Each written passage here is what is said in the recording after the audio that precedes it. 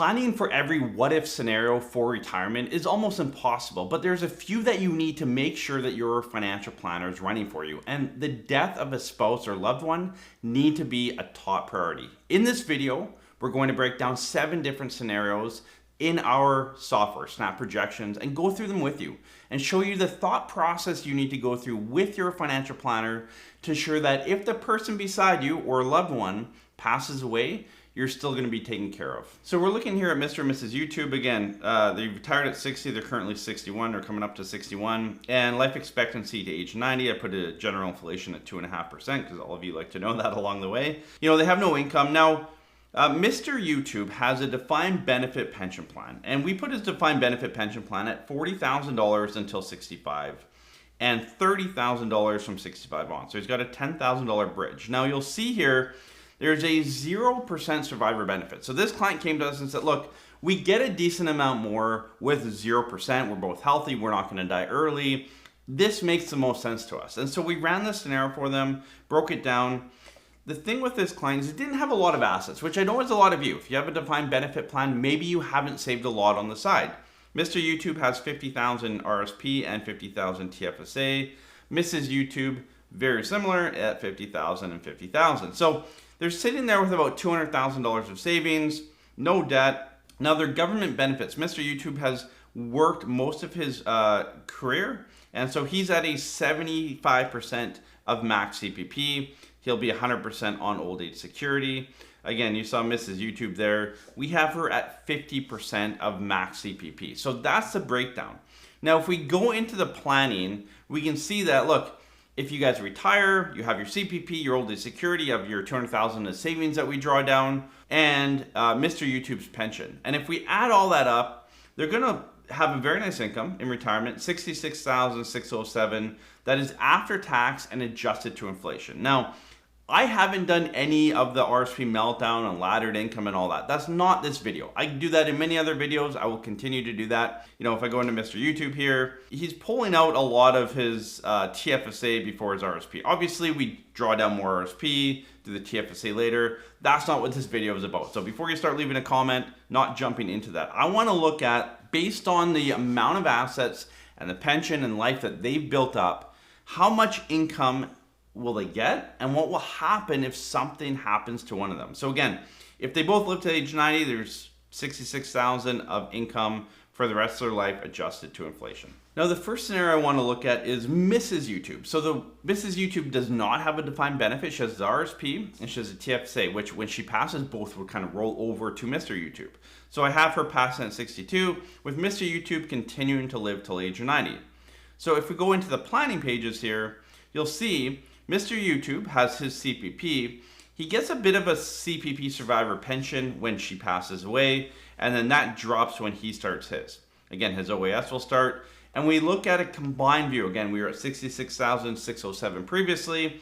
We're now dropping down to 52,680. So because of the reduction of her CPP, or loss of most of her CPP, and the loss of her old age security, it does drop him down to 52,680. He was okay with this. This was enough money, he felt, to live a nice retirement and enjoy life. But my concern was, what happens if he passed away with that defined benefit with no survivor pension? So let's take a look at that. You can see if he was the one to pass away early, she continues to live. His CPP would carry on to hers as a survivor pension, so it's a bit less. At 65, when she starts the survivor pension drops off a little bit. She has her old age security coming in. But again, that pension would be gone. So if we look at a combined income, how much would she be left with? It was only a bit above $30,000. And that was a big concern for her and something that she wanted to look at. And how could we get her back up into income? And obviously, survivor pension is part of that within the defined benefit pension plan. If you're someone that has a defined benefit pension plan, you want to make sure you look at what are your options when you retire. And I've seen pension options as long as 15 to 20 options.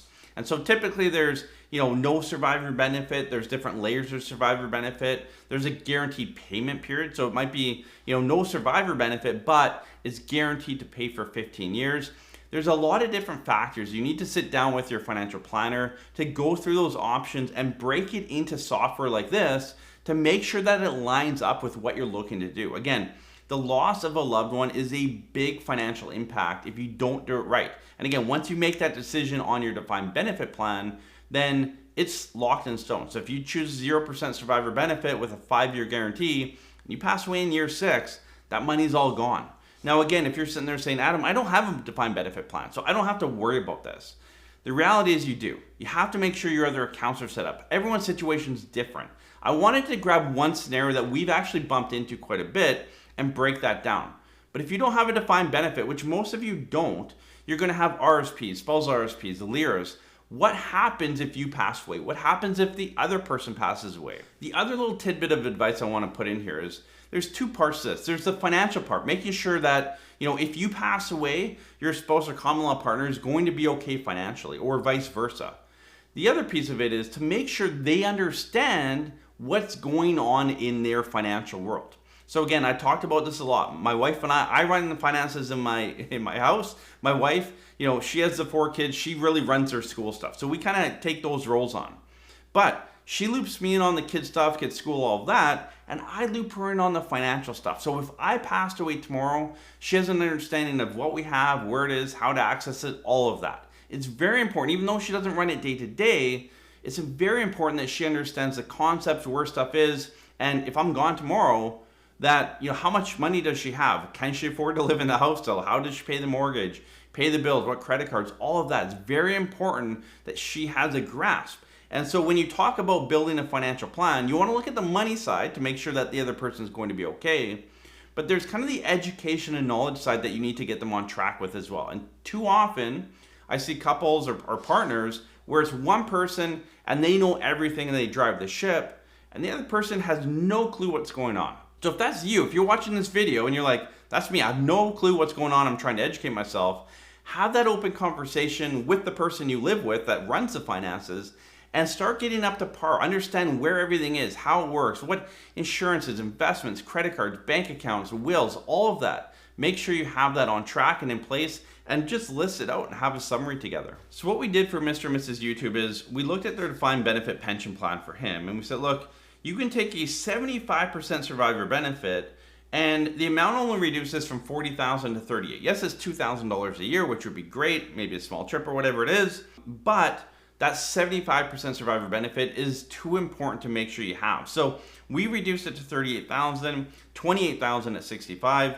and when we put that into the plan software, you'll see that it only reduced their overall income to $65,000 from $66,600. So it didn't reduce their income if they were to live till age 90 all that much.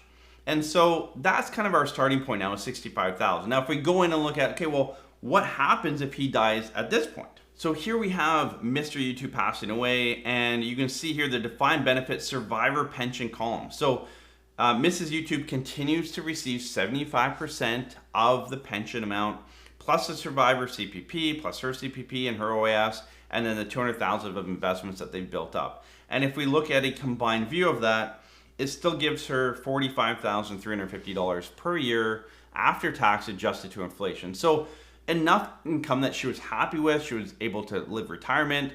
And so that small reduction up front in his defined benefit pension plan gave her a lot of comfort. So that's the decision that they made around the defined benefit pension plan. Now, the last thing I want to touch on here, because a lot of you will be looking at this saying, Adam, they should have taken their CPP early at age 60 because he died at 62. She would have got more. They could have collected some money. And I want to show you the numbers if they'd taken CPP at 60 or delayed it all the way to 70. Because a lot of you in your head right now are thinking, hey, RSP meltdown, maybe a bit of a laddered income, and taking their CPP at 60 would have given them a much better retirement situation. And while the RSP meltdown and laddered income strategy definitely would want to be implemented within this plan, if we look at age 70 or age 60, let's look at the income difference in this scenario where Mr. YouTube passed away early. So again, CPP at 65, the total amount was $45,350. And if we look here, I have CPP starting at age 70, it's $46,662. So over $1,000 more every single year. And again, this is where Mr. YouTube passes away early at 62, and their government benefits start later, age 70 for both Mr. and Mrs. YouTube. So if we go back into the planning page here, you'll see that CPP survivor benefit runs, her CPP kicks in here, survivor benefit drops a little bit. But again, overall, Mrs. YouTube would be a much better position if she delayed that CPP. So if he did die, hadn't started CPP yet, she's better off waiting all the way till 70 to start her CPP. So something to think about. Now, what happens if they started at age 60? You can see here it's almost $1,000 less than taking it at 65, and almost a $2,000 difference between taking it at 60 and age 70. So again, you might have in your head that, hey, this client should have taken it at 60 because they died early, especially he died early, he was collecting more CPP than she was. But the reality is the opposite. And again, your situation might be a little bit different, but 44,290, when I go into Mrs. YouTube, you'll see here, the survivor benefit kicks in at death, CPP is a bit lower, it doesn't work as well. So again, everyone's situation is different, but these are the things you need to break down with your financial planner. So as you walk into retirement, sit down with your CFP professional to go through your retirement plan. You need to look at what is your unique situation? What happens if one of you pass away? Again, I always say when we build out a financial plan, a retirement plan for our clients, I always say, what are the questions in the back of your head that you want answered? Those are the questions and the scenarios that our team will build out for you to make sure that you can sleep at night. It might be a partner passing away, a spouse passing away. It might be high inflation, rate of return, life emergency, whatever it is. Everyone has a different concern. And I know this because I talk to you day in and day out. Everyone's concerns are very different. And so you want to make sure you take your concerns and put them onto paper. Typically one or two that are really keeping you up at night. Run those with your financial planner to make sure that you're on track. You don't want to be derailed down the road because it's a simple process like this that you didn't think about earlier. Hopefully your financial planner is bringing this up with you, but if not, bring it up with them. Have them create these scenarios and walk through your retirement plan with these worst case what if scenarios.